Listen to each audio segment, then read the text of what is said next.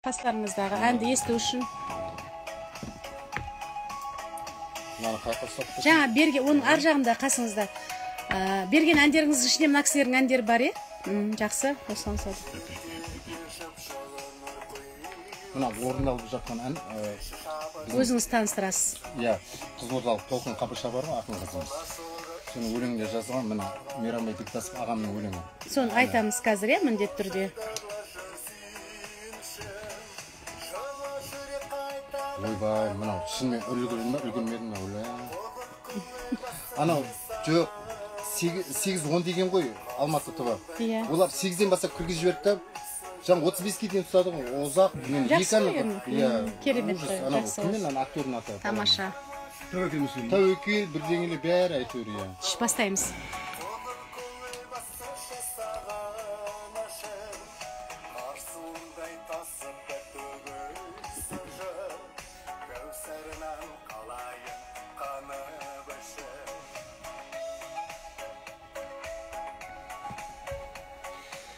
Қайырлы таң баршаларыңызға, ассалаумағалейкум, қадірлі Қазақия. Олай болса, біз Шалқар ұлттық арнасының Шалқар таң бағдарламасының 3-ші сағатында бастап кеттік.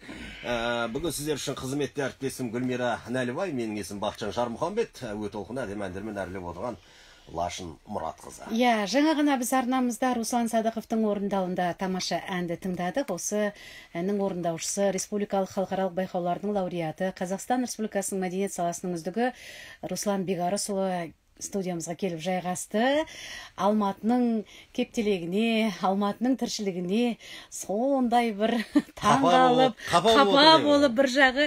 Қош келдіңіз, Руслан мырза, аман есенсіз бе? Қош көрдік, құрметті қазақ елі, құрметті Шалқар радиосының, қазақ радиосының тыңдарман қауымы. Мен сіздермен қауышқаныма өте қуаныштымын. Құрметті Гүлеке, құрметті Бәке, мен сіздерді көріп, мен шын айтайын, қуанып та отырмын. Бұрын тыңдайтын едіңіз ғой? Әрине, бізді сыр өңірі Шалқар радиосының, қазақ радиосының міндетті түрде тыңдайды. Өйткені біз сыр елі, жыр еліміз десеңші. Әрине. Сондықтан біздің шығармашылық адамдардың көп насихаттайтындарыңызды білеміз. Сондықтан біз сіздерді жиі тыңдаймыз, сондықтан жиі сағынып тұрамыз. Тамаша, керемет, өте қуаныштымыз осындай жылы лебізді өз тарафымыздан естігенімізге. Бірақ енді бүгін мен жалғыз келген жоқпын. Әрине. Менің екі композитормен келдім. Мейрамбай Бектасов. Қуаныш ағамыз. Аманжол Қуаныш ағамыз. Толқығаныңыз соншалықты бүгін авторларыңызды да ұмытып жатырсыз. Енді ол кешірімді жағдай. Бірақ мен, Руслан мырза, сондай сізге риза болып отырмын. Әдетте әншілер автордан әншіні алады, орындайды, сол арқылы танылады да, кейін сол әннің иесі өзі ғана сияқтанып, авторларға тіпті мән бермей кетеді. Менде ешқандай ондай қасиет жоқ. Мен қанша Мейрамбай ағамның әндерінің алдында қанша авторлармен жұмыс жасадым, мен ешқашан ұмытпайтынмын. Өйткені ол ән болмаса, ол дүние болмаса, мен ешкім емеспін ғой. Әрине. Сондықтан ол авторды бірінші айту керек. Мен әрқашан шетелде жүрсем де қазақ әндерін айтып жүремін. Қазақ композиторларының әндерін айтып жүремін.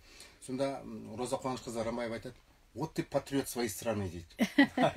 Сонда ол кісі айтады: "Мен анау шетелге шықсам, мен міндетті түрде анау соларға сәйкес бағдарлама дайындаймын. А сен өзіңнің анау қазақ бағдарламаңды дайындап, соны ұсынып, соны өткізесің" дейді да. Мен айтамын, мен қазақ болғаннан кейін, қазақтың композиторларымен жұмыс жасағаннан кейін, сол қазақтың әндерін ғана насихаттауым керек қой. Әйтпесе мен ешкім емеспін ғой. Әрине, қазақ әнін насихаттап жүрген жан Руслан Садықовтың биыл шығармашылығына 20 жыл. Шын жүректен құттықтаймыз. Рахмет. Ол 20 жыл, шын айтайын, қалай өтіп кеткенде білмедім. 20 күн дей ма? Ол менің әлі күнге дейін анау мектептің қабырғасында жүрген сияқты. Мен өткені әлі күнге дейін конкурста жүрген сияқтымын. Әлі күнге дейін халықтың сынында жүрген сияқтымын. Авторларының сынында жүрген сияқтымын. Әлі күнге дейін. Мен кешегісінде анам айтады: "Балам-ау, ана 10 жылдығыңды өткіздің, мынау биыл халқың 20 жыл күтіп жатыр, не бағдарлама дайындайсың" дейді. Мен айтамын: "Ойбой, мамау. Маған 20 жыл болды ма?" Мен әлі күнге дейін ойламаппын, шын айтайын. Бірақ 20 жылда көптеген халықаралық деңгейдегі конкурстарды, көптеген деңгейдегі концерттерге қатысып, халықаралық үкіметтік сөйтіп жүріп 20 жыл өтіп кетіпті ғой. Иә, бүгінгі осы сұхбаттың тақырыбын әлі күнге дейін әнші балапанда ән салып жүрген деймін деп қойсақ қалай болады? Айтпаңыз, дұрыс айтасыз. Иә, жаңа біз бірінші әніңізді Кәусар сезім деп ұқтық. Әдемі сөздермен өрілген. Жырла жүрек деп. Жырла жүрек, авторы Мейрамбек ағамыз, Мейрамбай ағамыз. Біздің Гүлмира сондай өзі тақырып қоя береді. Иә, ән сөздеріне қарай әннің әсеріне бөленіп, мен атын өзгертіп жібердім. Өлеңнің авторы біздің қызылордалық Толқын Қабылша, өлең әні Мейрамбай Бекасов ағамдікі. Тамаша, керемет. Мейрамбай аға, студиямызға қош келдіңіз. Мен Руслан мырзаға жаңа разылығымды айтып жатырмын, авторларды бірге ертіп жүргеніне. Руслан мырза, мен қалай таныстыңыздар? Өте керемет. Бұл Руслан бауырым негізінде Қаракөз Абдуллаева деген мен сокурснигім болған. Иә. Соның кезінде мақтап жүретін. Иә. Қазақстан мәдениет мәдениет саласының үздігі. Қазақстанның еңбек сіңген әртісі, ол кісі кеше мынау үлкен зауал болып жатыр ғой, ковид деген.